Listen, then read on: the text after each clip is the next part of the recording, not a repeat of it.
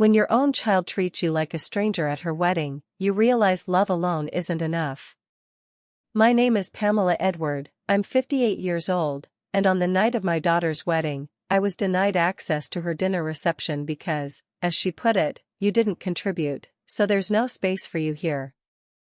I was humiliated in front of everyone, the guests, the caterers, even the photographer turned away.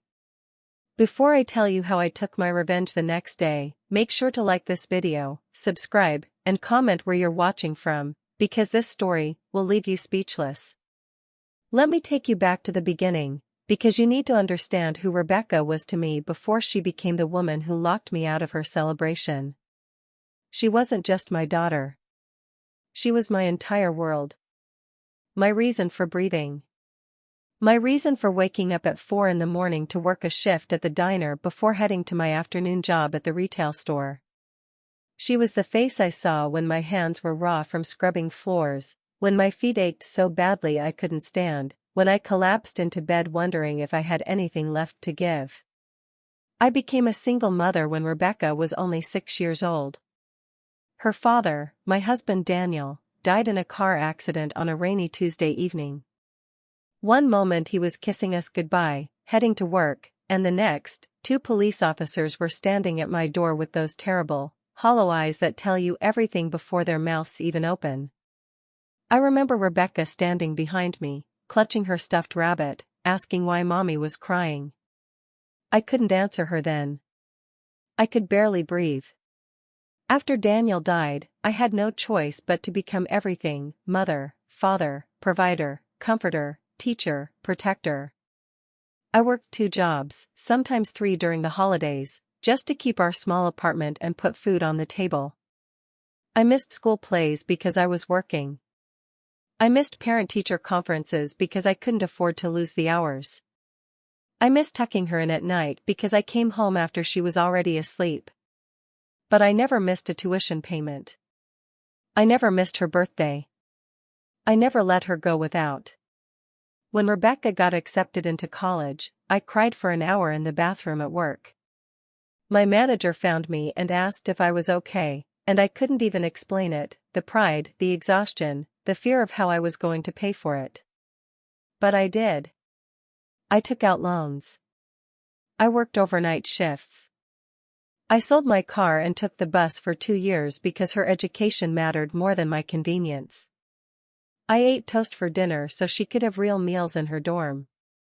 I wore the same coat for 5 winters so she could have new textbooks. She called me every week back then. She'd tell me about her classes, her friends, her dreams. She'd say, "Mom, I'm going to make you proud. I'm going to make all of this worth it." And I believed her. God, I believed her with every exhausted bone in my body. When she graduated, I was there in the front row, my face wet with tears, my heart bursting. She hugged me so tight and whispered, "I couldn't have done it without you." That moment felt like everything I'd sacrificed had meaning. That moment felt like love had won. Then she met him. Christopher. The man who would become her fiancé. The man whose family had money I couldn't even imagine.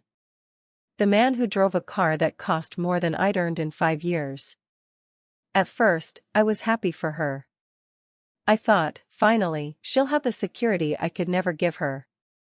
She'll have ease. She'll have comfort. She won't have to struggle the way I did. But something changed. The weekly calls became monthly. Then every few months. Then almost never. When she did call, she talked about Christopher's family, their vacation homes, their charity galas, their connections. She stopped asking about me. She stopped asking if I was okay, if I needed anything, if my hip was still giving me trouble from all those years of standing on hard floors. When she told me she was engaged, I screamed with joy. I thought maybe this would bring us closer again. I thought planning a wedding together would be something we'd share, something that would remind her of the bond we had. I offered to help however I could. I didn't have much, but I contributed what I could to the engagement party. I bought her a beautiful bracelet I couldn't afford. I showed up with love in my hands and hope in my heart. But as the wedding planning went on, I felt myself being pushed further and further to the edges. Christopher's mother took over everything. The venue, the flowers, the guest list, the menu. Rebecca would mention these plans in passing, like I was an acquaintance she was politely updating, not the woman who raised her. When I asked if I could help choose her dress, she said it was already taken care of. When I asked about the ceremony details, she said, "Don't worry about it, Mom. It's all handled." I started to feel like a stranger in my own daughter's life. Like I was being tolerated, not cherished. Like my presence was an obligation, not a joy. But I told myself I was being sensitive. I told myself she was just busy, just stressed, just caught up in the whirlwind of planning a big wedding. I told myself that on the day itself, she'd look at me and remember.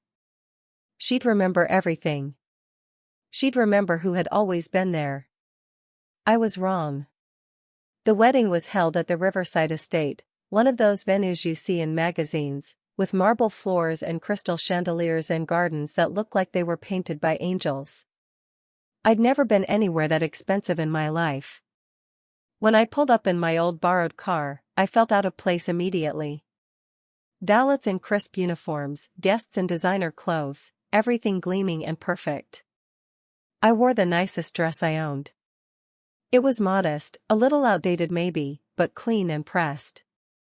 I'd done my hair myself that morning, hands shaking with nerves and excitement. I carried a small gift wrapped in silver paper and a card I'd written the night before, pouring my heart onto the page because I couldn't afford an expensive present, but I could give her my words, my love, my blessings. The ceremony was beautiful. Rebecca looked stunning. I cried the whole time, sitting in the fourth row, not the front where mothers usually sit, but I didn't complain. I was just grateful to be there. To witness this moment. To see my baby girl becoming a wife. After the ceremony, there were photos. I stood to the side, waiting for someone to call me in, but no one did. Christopher's family took their pictures. Rebecca posed with her bridesmaids. The photographer moved through groups like choreography, and I was never part of the dance. Finally, Rebecca glanced over and waved me in for one picture. One. She stood stiffly beside me, a smile not quite reaching her eyes, and then it was over. "Thanks, Mom," she said, already turning away. I told myself it was fine. The reception would be different. The reception was where we'd celebrate together, where I'd toast to her happiness, where maybe, just maybe, she'd thank me in her speech. Where she'd acknowledge what we'd been through together. I walked toward the reception hall with the other guests, my heart pounding with anticipation.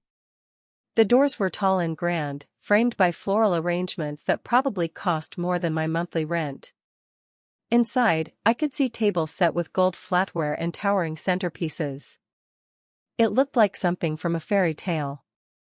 But when I reached the entrance, a young man in a black suit stepped in front of me. He had a clipboard and a polite, professional smile. "Good evening, ma'am. May I have your name?" "Pamela Edward," I said, smiling back. "I'm the bride's mother." He scanned his list, his finger moving down the page. Then he looked up, his smile faltering slightly. "I'm sorry, ma'am, but I don't see your name on the dinner guest list." My smile froze. There must be a mistake. "I'm her mother." "Let me check again." He looked more carefully, then shook his head. "I'm sorry, but you're not listed for the reception dinner. Perhaps you're on the ceremony-only list?" My heart started to pound, but not with excitement anymore. With confusion. With the first creeping edge of dread. "No, that can't be right. Can you please check with Rebecca? With the bride?" He hesitated, then nodded. "Wait here, please." I stood there, clutching my purse, watching other guests flow past me into the warmth and light and laughter. Some glanced at me curiously. I tried to keep my face neutral, tried to look like everything was fine, like I was just waiting for someone. Then I saw her. Rebecca, walking toward me with that same stiff expression she'd had during our photo. Behind her was Christopher's mother, perfectly coiffed, perfectly composed, watching me like I was an insect that had landed on her tablecloth. "Mom," Rebecca said quietly, pulling me slightly aside from the entrance. "What are you doing?" "What am I doing?" I repeated, bewildered. "I'm here for your reception." "For dinner." There seems to be some confusion with the list. "There's no confusion," she interrupted, and her voice was cold. So cold it sent ice through my veins. "Mom, this dinner is for contributors only. People who helped make this wedding happen. Christopher's family covered most of the costs, and we only have space for—" "I contributed," I said, my voice rising despite my efforts to stay calm. "Rebecca, I've contributed to your entire life. I paid for your education, I helped with the engagement, The engagement party was months ago, Mom," she said, as if that explained everything. "This is different. This is the actual wedding. And honestly, we budgeted very carefully for the number of seats, and we prioritized the people who made the biggest contributions to making this day possible." I stared at her. At this woman who looked like my daughter but sounded like a stranger. "The biggest contributions?" I repeated, my voice barely a whisper. "Rebecca, I gave you everything. Everything I had. For 26 years. She glanced back at Christopher's mother, who was watching with cold satisfaction, then back at me. "Mom, please don't make a scene. You were at the ceremony. That's the important part. The dinner is really just for close family and key supporters." "I'm your mother," I said, and I hated how my voice cracked. "I'm your family. Mom." She sighed like I was being difficult, like I was an inconvenience. "There's no space for you here." "I'm sorry, but that's just how it is." People were starting to notice. I could feel their eyes on us, hearing the whispers starting to ripple through the crowd. The young man with the clipboard looked deeply uncomfortable. A few guests had actually stopped to watch, curiosity and pity mingling on their faces. And in that moment, standing there in my modest dress with my small gift, I felt something inside me crack. Not break, not yet, but crack deeply enough that I knew it would never be the same. "Okay," I said softly. "Okay." I turned and walked away. I didn't run. I didn't cry, not yet. I walked through the lobby of that beautiful venue, past the elegant decorations, past the guests in their expensive clothes, past the life my daughter had chosen that apparently had no room for me. Behind me, I heard laughter. Not from Rebecca, but from someone in the crowd. A bright, cruel laugh that said they'd witnessed something entertaining. Something ridiculous. A mother being turned away from her own daughter's wedding reception. I made it to my car before the tears came. And when they came, they didn't stop for hours. I drove home in a blur, my hands shaking on the wheel, my vision clouded with tears. I don't even remember the drive.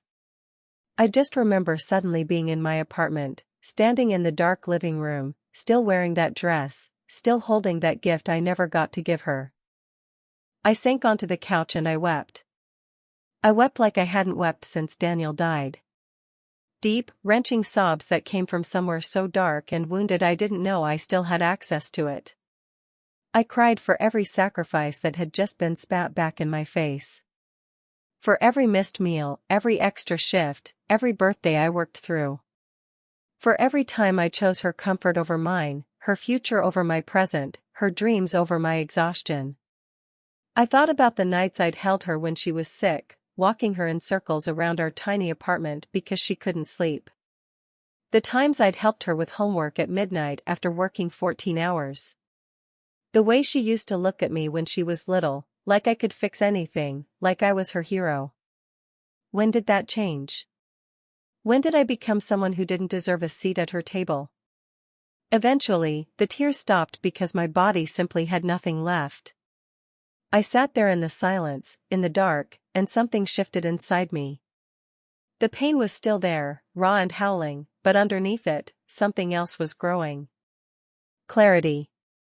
Cold, sharp clarity. They valued my money, not my love. That's what this was really about. Contributions.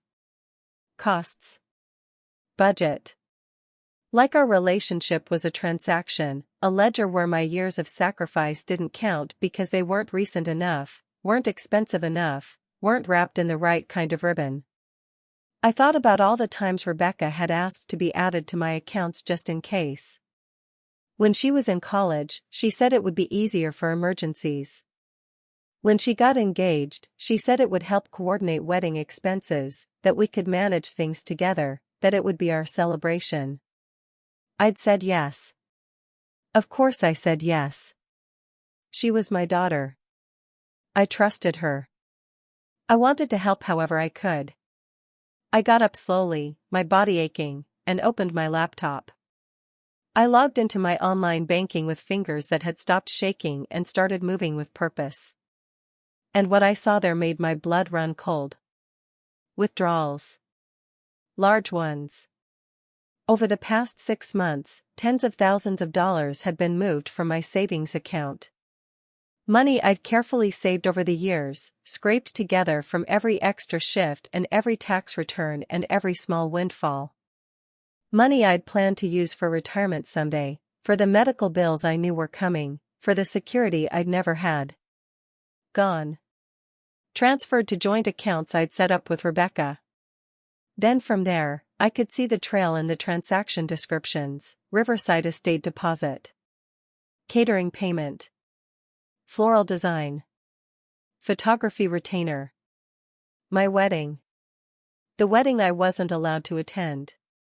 The dinner I had no seat at. I had paid for it. With money I didn't even know I was giving. With savings I'd built over decades of poverty and sacrifice. My hands weren't shaking anymore. They were perfectly steady as I scrolled through transaction after transaction. As I calculated the total. As I realized that I had unknowingly funded the very event that had just humiliated me. I sat back, staring at the screen, and something dark and furious unfurled in my chest. Not hot anger, not yet. Cold anger. The kind that thinks. The kind that plans. I opened my email, looking for anything else I might have missed. And there, in an old message thread I'd been copied on months ago, I found it. A conversation between Rebecca and Christopher that I'd apparently been accidentally included in, buried under dozens of other emails I'd never opened. Christopher, should we even invite your mom to the reception? My mother thinks it'll be awkward. Rebecca, we have to invite her to something. But honestly, she can't afford to contribute at the level we need, so maybe just the ceremony? That way she's technically included, but we don't have to worry about her feeling out of place at dinner. Christopher, smart. Your mom should be grateful we're even inviting her at all. It's not like she can afford to dress for this kind of event anyway. Rebecca, I know. It's uncomfortable, but this day is about us. About our future. She'll understand eventually. I read it 3 times. 4 times. 5 times. Each word was a knife. Each sentence was a betrayal. Each paragraph was proof that this wasn't a mistake, wasn't an oversight, wasn't a misunderstanding. It was planned. Deliberate. Cruel. My daughter, the child I'd raised, had decided I wasn't worth a seat at her wedding. Had used my money to fund it. Had laughed about it with the man she was marrying. Had let his family mock me. Had stood there tonight and told me I hadn't contributed enough. I closed the laptop. I sat in the dark for a long time, feeling the pain calcify into something harder. Something unbreakable. And I started to plan. The next morning, I woke up at dawn. Not because I'd slept well, but because I'd barely slept at all. My mind had been racing all night, turning over options, calculating consequences, weighing what I was about to do against what had been done to me. I made coffee with hands that were calm now, controlled. I showered and dressed in comfortable clothes. And then I called my bank.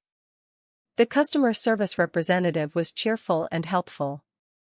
I explained that I needed to revoke all joint account access and move my funds to a new, private account. She asked if I was sure, if there were any complications I wanted to discuss.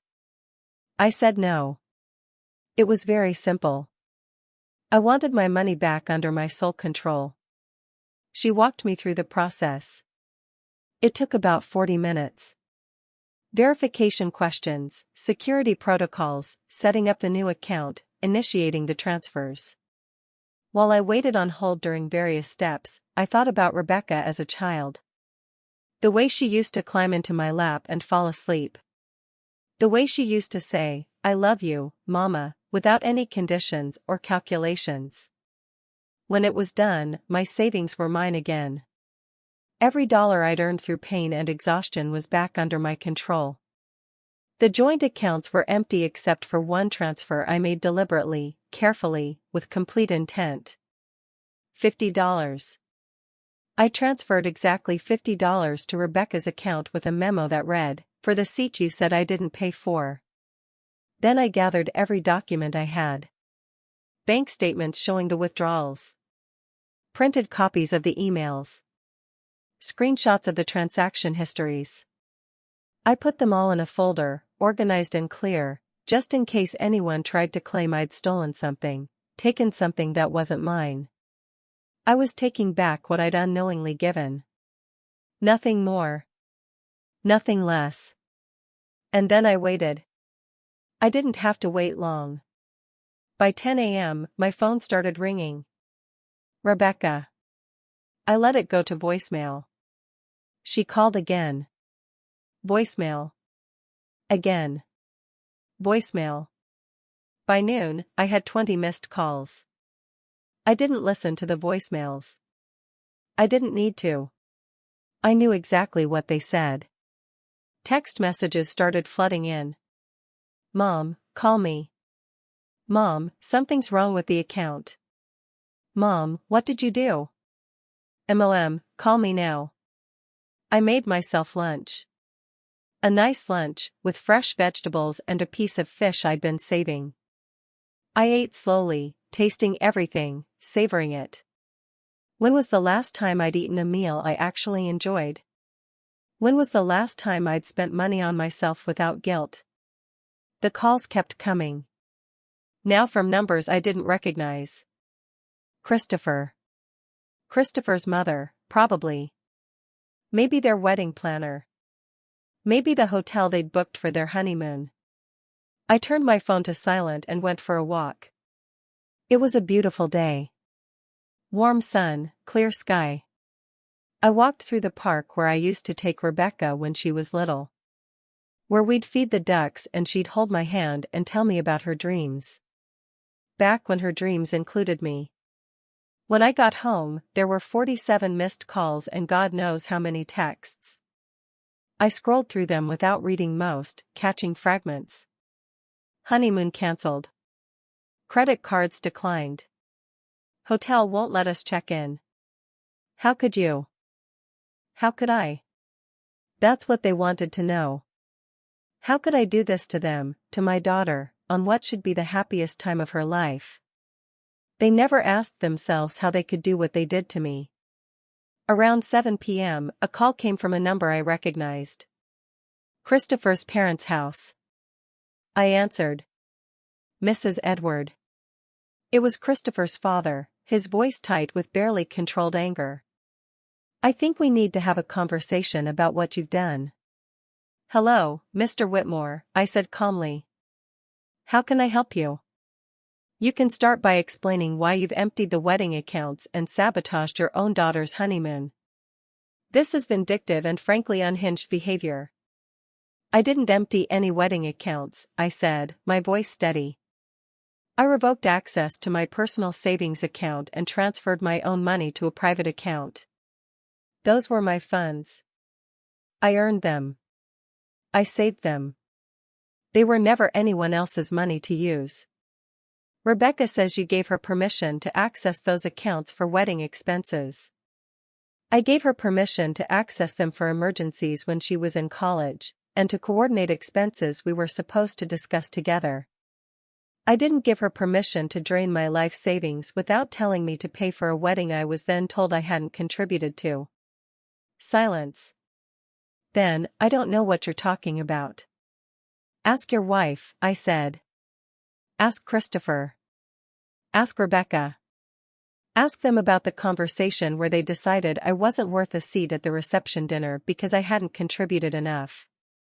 Ask them about the email where Christopher said I should be grateful to even be invited. Ask them where the money came from that paid for the Riverside estate. More silence. Longer this time. Even if there was some miscommunication, this is cruel. It's their honeymoon. Yes, I agreed. It is their honeymoon. Just like it was my daughter's wedding. The one I spent 26 years of my life making possible. The one I apparently paid for without even knowing it. The one I was publicly humiliated at and turned away from. Rebecca says you're exaggerating. Rebecca is lying. And you should ask yourself why your son chose to marry someone who would steal from her own mother and then mock her for not contributing. I hung up. My hands were shaking now, but not with fear. With adrenaline. With the fierce satisfaction of finally speaking the truth out loud. The phone rang again immediately. Rebecca. I answered. Mom. Her voice was wild, ragged with crying. Mom, what have you done? What have you done? I took back my money, Rebecca. That's all. That wasn't your money. That was our money. For our wedding. You can't just. It was my money, I interrupted, and my voice was ice. My savings. My account. My decades of work. You took it without asking. You used it to fund a wedding you then decided I wasn't good enough to fully attend. That's not what happened, she screamed. You're twisting everything. Am I? Then explain to me why I wasn't on the reception dinner list. Explain to me why you told me I hadn't contributed. Explain the email where Christopher said I should be grateful to be invited at all. She went quiet. Not silent, I could hear her breathing, harsh and quick. But quiet. You read that, she finally whispered. I did. You accidentally copied me on it months ago. I found it last night. Mom, that was taken out of context. What context makes it acceptable? I demanded, and my voice finally rose, finally cracked with the pain underneath the anger. What context makes it okay to steal from your mother and then humiliate her? What context makes it okay to treat me like I'm worthless after everything I sacrificed for you? I didn't mean for it to be like this, she sobbed. Christopher's family just had so many expectations, and they were paying for so much, and his mother kept saying things about keeping the guest list exclusive, and I just wanted everything to be perfect. Perfect, I repeated. Your perfect wedding. That I paid for. That I wasn't allowed to attend. That left me crying in my car while your new family laughed. Nobody laughed at you. Someone did. I heard them. And even if they hadn't, even if no one else had witnessed it, you laughed at me, Rebecca. Maybe not out loud. But in your heart, in your choices, you laughed at everything I gave you. That's not fair, she whimpered. No, I agreed. It's not fair. Nothing about this is fair. But it's true. Please, she begged. Please, Mom, we can't afford the honeymoon now. Christopher is furious. His parents are threatening to cut us off. Everything is falling apart. Please put the money back. Please. I'll apologize. I'll make it right. Just please. You taught me something last night, Rebecca, I said quietly. You taught me that whoever doesn't contribute doesn't deserve a seat. I've simply stopped contributing. I hope you and Christopher have a lovely life together. I hope his family's money is worth what you gave up to get it. Mom. I hung up. And this time, I turned off my phone completely. The next 3 days were chaos I only heard about secondhand. Because I didn't just turn off my phone. I left. I packed a bag, got in my car, and drove 6 hours to the coast, to a little town I'd always wanted to visit but never had the time or money for. I checked into a cheap hotel room with an ocean view and I spent 3 days walking on the beach, eating in small cafes, reading books I'd been meaning to read for years. I didn't answer my phone. I didn't check my email. I simply existed for myself, maybe for the first time in decades. On the 4th day, I came home. I turned my phone back on and the messages flooded in. Voicemails, texts, emails. Not just from Rebecca and Christopher, but from extended family, from people I barely knew, from friends of friends who'd apparently heard the story. Some were angry. How could you ruin your daughter's wedding? You're being petty and cruel. She's your only child and you've destroyed her happiness. Some were supportive. Good for you. She had no right to treat you that way. I hope you're taking care of yourself. Most were confused, wanting to know my side, trying to understand what had really happened. I didn't respond to any of them. Instead, I called my lawyer. An old family friend who'd helped me with Daniel's estate years ago. I explained the situation, showed her the documentation, and asked if there was any legal exposure I needed to worry about. She reviewed everything carefully and then smiled grimly. You're completely protected. That money was legally yours. You had every right to revoke access and recover your funds. If anything, they could be in trouble for unauthorized use, though I doubt you want to pursue that. I don't, I said. I don't want their money. I don't want revenge beyond what's already happened. I just want to be left alone. That's fair, she said. But Pamela? You should know that what they did to you, that was financial abuse. Emotional abuse. What you did wasn't revenge. It was self-preservation. Her words sat heavy in my chest. Abuse. I'd never thought of it that way. But she was right. Taking someone's money without consent, lying about it, using it against them, that was abuse. And I'd spent so many years being trained to accept whatever I was given, to be grateful for scraps, that I'd almost accepted this too. Almost. I went home and started putting my life back together. Not the life I'd had before, always organized around Rebecca's needs and Rebecca's dreams and Rebecca's future. My life. Pamela's life. I started small. I bought new clothes. Nothing expensive, but things I actually liked, not just things on clearance. I went to the doctor for the first time in 3 years and addressed the hip pain I'd been ignoring. I joined a book club at the library. I reconnected with old coworkers I'd lost touch with because I'd been too exhausted to maintain friendships. And slowly, carefully, I started to think about what I actually wanted from the rest of my life. Rebecca kept trying to contact me. The calls and texts slowed down after that first week, but they didn't stop entirely. Voicemails that started angry and became pleading and eventually just sounded tired. Exhausted. Lost. Mom, please talk to me. Mom, I know I messed up.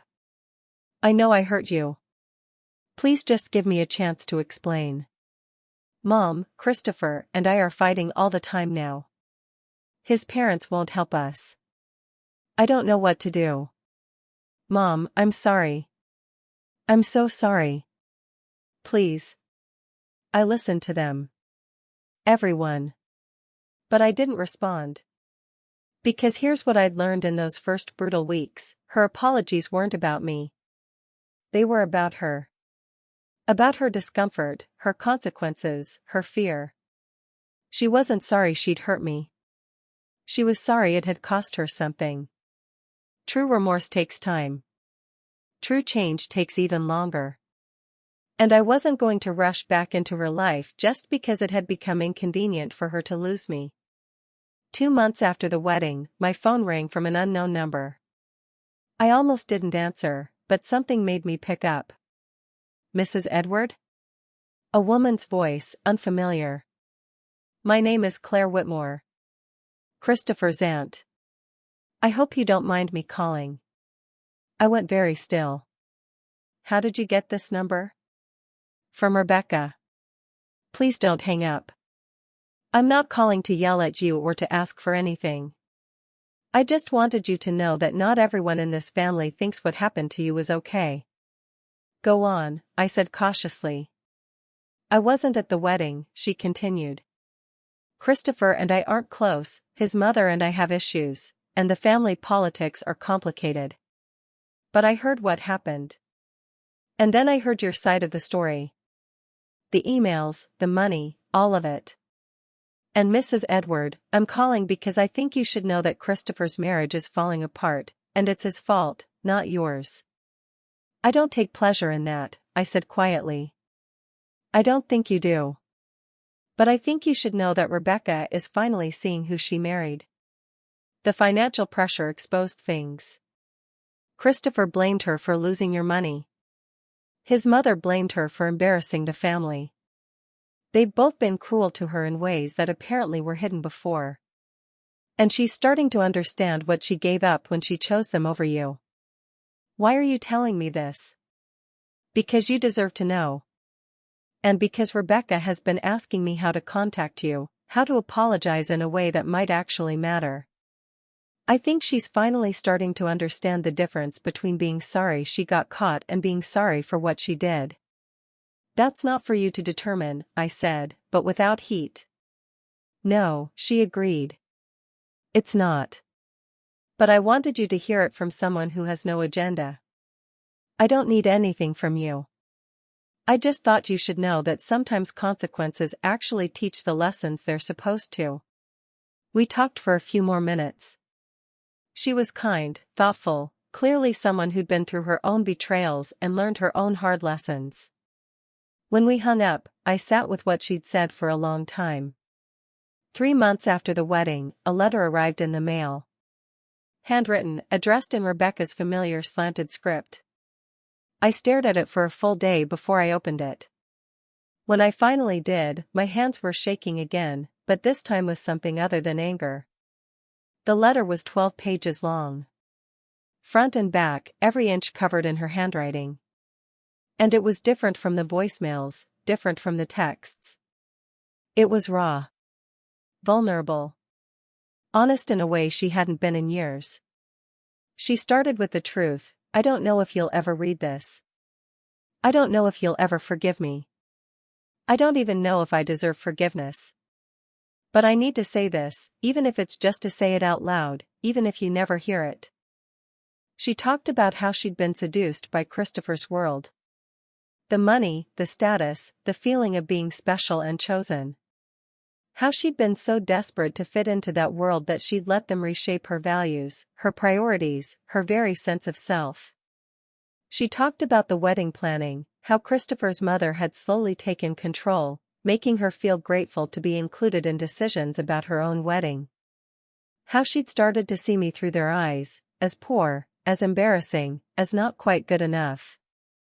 How she'd convinced herself that limiting my role was somehow protecting me from feeling out of place. I told myself I was being kind, she wrote. Sparing you from feeling uncomfortable. But the truth is I was being cruel. I was ashamed of you, Mom. Ashamed of our history, our struggles, the way we'd lived. And that shame is the ugliest thing I've ever felt. It's been eating me alive ever since. She described the wedding night, watching me walk away, feeling a spike of something, guilt, maybe, or fear, but pushing it down because the day was perfect and she didn't want to ruin it by thinking about uncomfortable things. She described the next morning, the panic when the accounts were empty, the realization of what had happened. At first I was just angry, she wrote. I thought you were being vindictive and petty. But then Christopher started blaming me. His mother started blaming me. And I realized they didn't care that I'd hurt you. They cared that we'd lost the money. They cared that I'd embarrassed them. And I saw myself through their eyes the way you must have seen me through mine. The letter went on, describing the 3 months since. The fights with Christopher. The coldness from his family. The slow realization that she'd married someone who saw her the way she'd learned to see me, as useful when convenient, disposable when not. I don't know if we'll make it, she wrote. The marriage, I mean. And the terrible truth is, I'm not sure I want it to. Because I finally understand what you tried to teach me my whole life, that love isn't about money or status or perfect days. It's about showing up. It's about sacrifice. It's about seeing someone's worth even when the world doesn't. She ended with something that made my tears finally fall. I don't expect you to forgive me, Mom. I don't expect anything from you anymore. But I need you to know that I see it now. I see what you gave me. I see what I threw away. And I see what you taught me by taking your money back and walking away. You taught me that I'm not entitled to people's love just because I want it. That respect is earned. That betrayal has consequences. She signed it simply, I'm sorry. I'm so sorry. Love, Rebecca. I read that letter 5 times. Then I put it down and cried. Not the raw, wounded tears from the wedding night, but something deeper. Sadness mixed with relief, mixed with exhaustion, mixed with something that might have been the very beginning of healing. But I didn't respond. Not yet. I spent the next month thinking about what I wanted. Not what Rebecca wanted, not what would make things easier, not what a mother was supposed to do. What I actually wanted. I realized I wanted space. I wanted time. I wanted to know that if we rebuilt anything, it would be built on honesty and equality, not on obligation and guilt. I also realized I wanted to understand myself better. Why had I accepted so little for so long? Why had I been so willing to disappear into the background of my own daughter's life? The answer was complicated: grief over Daniel, exhaustion from decades of struggle, a mother's instinct to put her child first. But somewhere along the way, I'd stopped being a person and become just a function. Just a provider. Just a support system. I'd taught Rebecca to treat me that way by treating myself that way. That was a hard truth to swallow. I wasn't responsible for her choices, for her cruelty, for what she'd done. But I was responsible for showing her that it was acceptable. For never setting boundaries. For never saying I matter too. I started therapy. Something I'd always thought was a luxury I couldn't afford.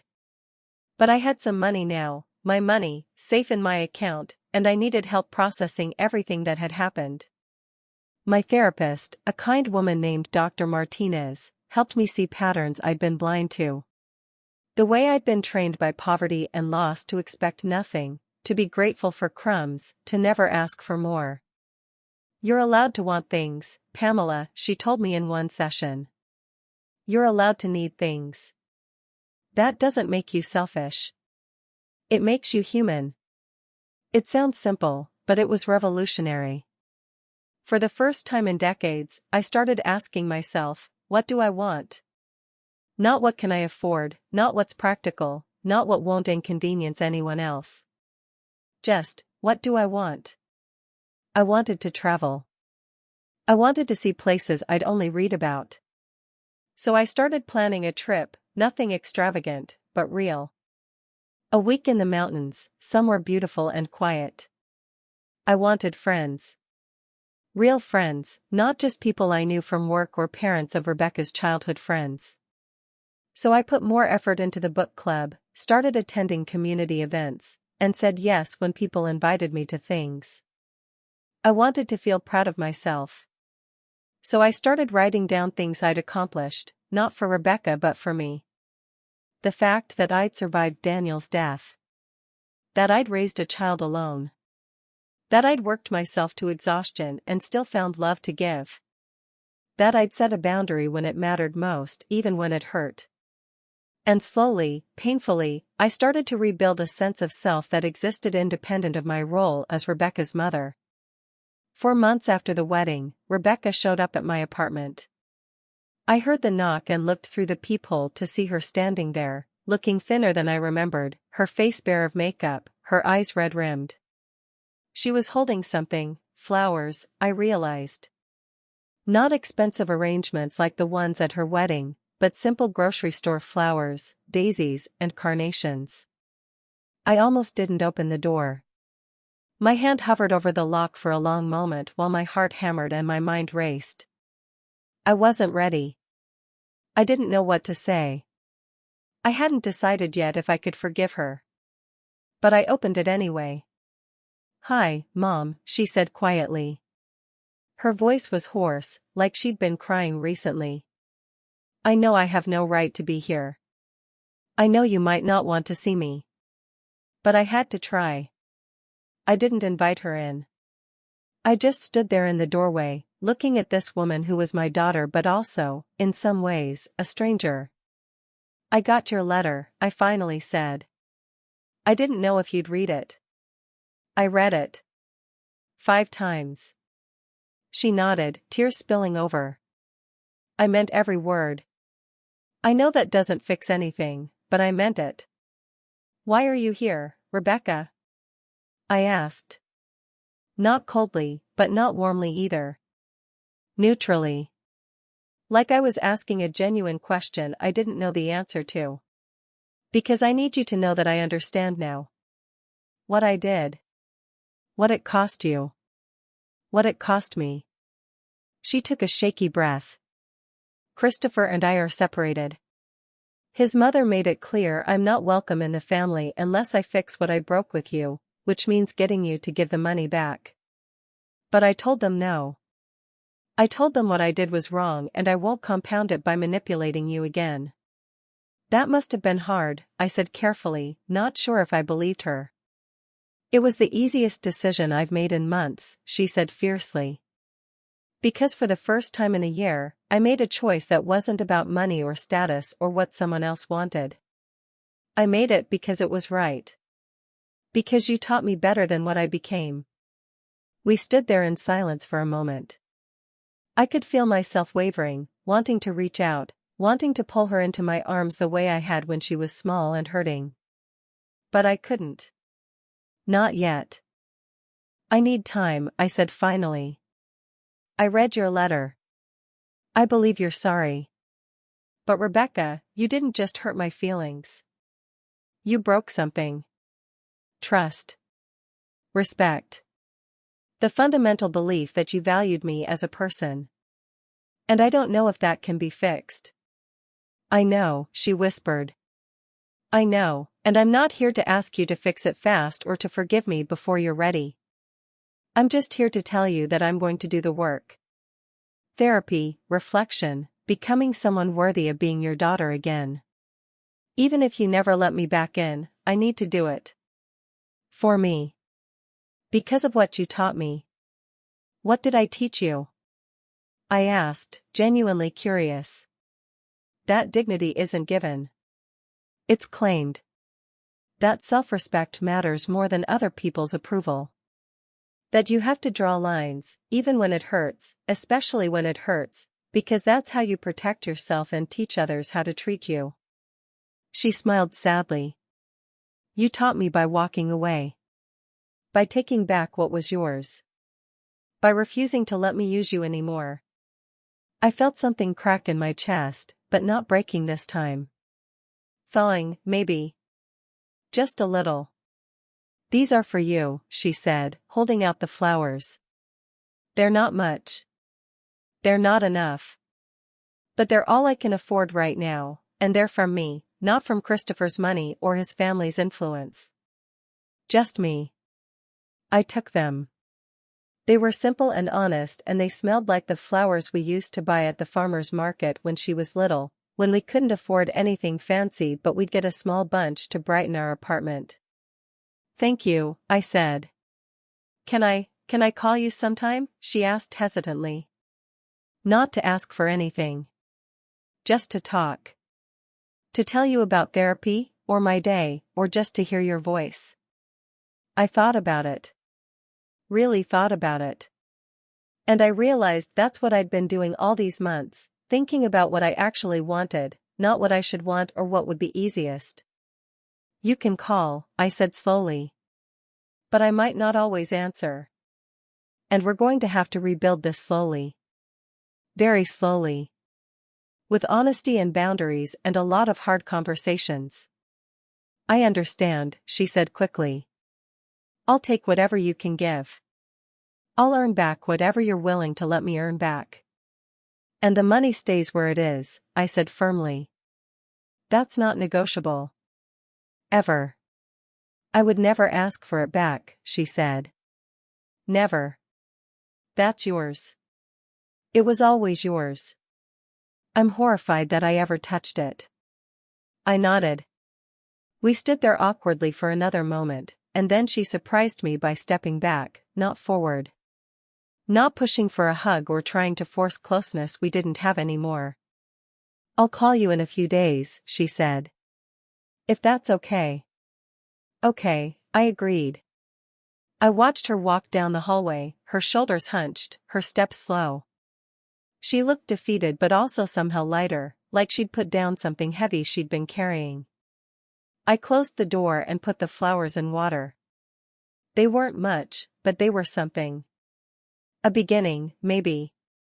Or at least the possibility of a beginning. That was 6 months ago now. 6 months of slow, careful, painful rebuilding.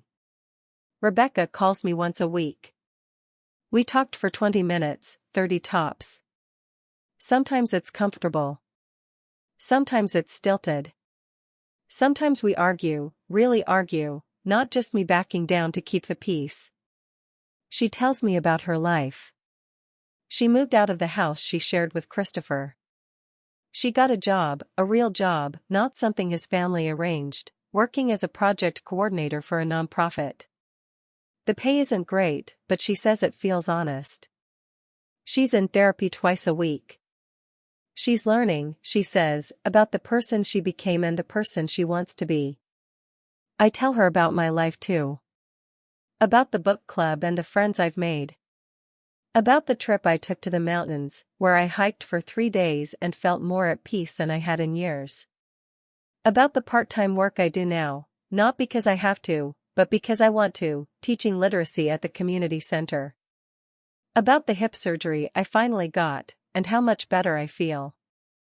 We don't talk about the wedding much. When we do, it's carefully, with the kind of gentle honesty that only comes after you've already survived the worst of something. Do you think you'll ever forgive me? She asked me once, about 3 months into these calls. I thought about it for a long time before answering. I don't know, I said finally. Some days I think I'm getting there. Some days it still hurts so much I can barely breathe.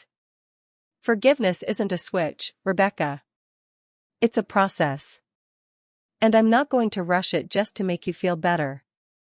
That's fair, she said quietly. That's more than fair. Last month, she asked if she could see me in person. Not at my apartment, she understood that was my space now, my sanctuary, but maybe for coffee somewhere neutral. I said yes. We met at a small cafe near the park where we used to go when she was little. We ordered drinks and sat across from each other, and for the first few minutes, it was awkward as hell. We made small talk about the weather, about traffic, about nothing important. Then she said, I finalized the divorce. I looked up, surprised. You did? She nodded. It took this long because of all the legal complications, and Christopher's family tried to make it as difficult as possible. But it's done. I'm free. How do you feel? I asked. Sad, she admitted. Not because I miss him, I don't, not really. But sad for the person I was when I married him. For everything I thought I wanted, that turned out to be poison. That's a hard thing to learn, I said. Yeah. She smiled, and it was the first real smile I'd seen from her in over a year. But also freeing. I know who I am now. Or at least, I'm starting to figure it out. Without his money, without his family's approval, without all the things I thought defined me. Just me. That's good, I said, and I meant it. We talked for an hour. Really talked, the way we used to before everything got complicated. She told me about her job, about a project she was excited about. I told her about a student I'd been working with who just learned to read full sentences. We laughed a little. We were careful with each other, but it was careful in a good way. Respectful. Mindful. When we were leaving, she paused at the door. Mom? Can I hug you? I hesitated. Then I nodded. She hugged me, and it wasn't like the hugs from before, full of assumptions and taking for granted. It was tentative, grateful, like she understood what a gift it was. Thank you, she whispered. For giving me a chance. For teaching me what I needed to learn, even though it hurt. You're welcome, I said. And I meant that too. I'm not going to lie to you and say everything is fixed now. That we're back to the way we were, that mother-daughter relationship fully restored. We're not. Maybe we never will be. The old relationship died the night of that wedding. What we're building now is something different, more equal, more honest, more careful. Some days I'm still angry with her. Some days I look at her and remember standing outside that reception hall, holding my purse and my little gift, hearing laughter behind me. Some days the betrayal feels fresh and raw and I have to remind myself to breathe through it. But some days I look at her and see her trying. Really trying. Doing the hard work of becoming someone better. And those days, I feel something that might be pride. Might be hope. Might be the very beginning of forgiveness. I don't know where we'll end up. I don't know if we'll ever have the closeness we once had. But I know this, I'm not sacrificing myself anymore. I'm not disappearing. I'm not accepting crumbs and calling it love. I matter. My feelings matter. My boundaries matter. And any relationship I have, even with my own daughter, will honor that or it won't exist. That's what I learned from the wedding I paid for but wasn't allowed to attend. That's what I learned from the worst night of my life and the revenge that followed. So let me tell you what I want you to take from this story, because it's important. It's the reason I'm telling you all this, laying bare the most painful experience of my life for strangers to hear. Respect is not measured by money. It's not measured by how much you can give or how useful you are or whether you fit into someone's perfect picture. Respect is measured by gratitude. By recognition. By honoring what someone has sacrificed for you, not because you owe them, but because you value them. I gave Rebecca everything. Everything I had, everything I was. And for years, that felt like love. But it wasn't love, not on her end. It was taking. It was used. It was assuming I'd always be there, always be giving, always be accepting whatever she decided I deserved. Love requires reciprocity. It requires seeing the other person as a whole human being with their own needs, their own dignity, their own right to respect. When love becomes one-sided, when it becomes about what you can get rather than what you can give, it stops being love. It becomes exploitation. And here's the hardest truth, sometimes the people exploiting you are the people you love most. Your children, your partners, your family. The people you die for. And because you love them, because you've invested so much in them, it becomes almost impossible to see what they're doing. To name it. to stop it. I'm telling you this because maybe you're in a situation like I was. Maybe someone is taking from you your time, your money, your energy, your self-respect, and you're letting them because you love them. Because you've convinced yourself that sacrifice is the same as love. Because you're afraid of what happens if you stop giving. I'm telling you, stop giving. Set boundaries. Take back what's yours, whether that's money or time or dignity or peace. Not because you're vindictive. Not because you want revenge. But because you deserve to be treated like a whole person, not a resource to be mined. And yes, there will be consequences. There will be anger and accusations and people telling you you're selfish. There will be relationships that break rather than bend. There will be nights when you question yourself, when you wonder if you did the right thing, when the loneliness feels unbearable. But there will also be freedom. There will be self-respect. There will be the possibility of real relationships built on equality rather than exploitation. There will be the chance to discover who you are when you're not constantly giving yourself away. I lost my daughter the night of her wedding. But in losing her, I found myself.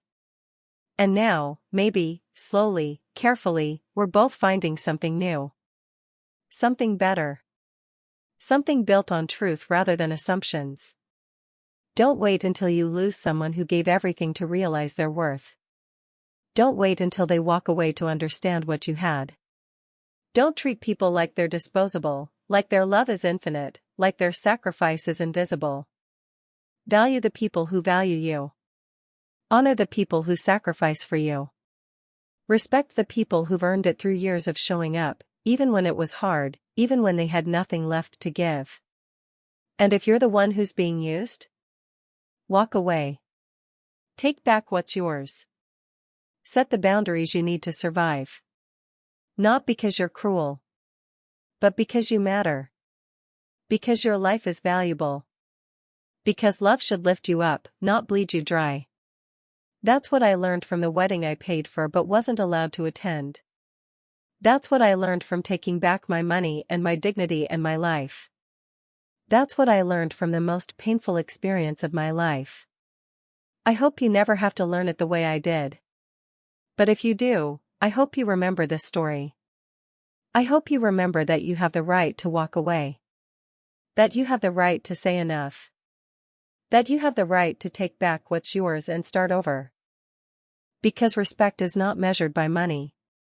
It's measured by gratitude. And if the people in your life can't show you gratitude, can't honor your sacrifice, can't see your worth, then maybe they don't deserve a seat at your table. No matter how much you love them. No matter how much it hurts to let them go. You matter. Remember that. You matter. And don't forget to hit that subscribe button for more real stories like this one and click on the image showing on your screen to watch another real story. Trust me, it's more crazier and heartwarming than you can ever imagine. See you in the next story.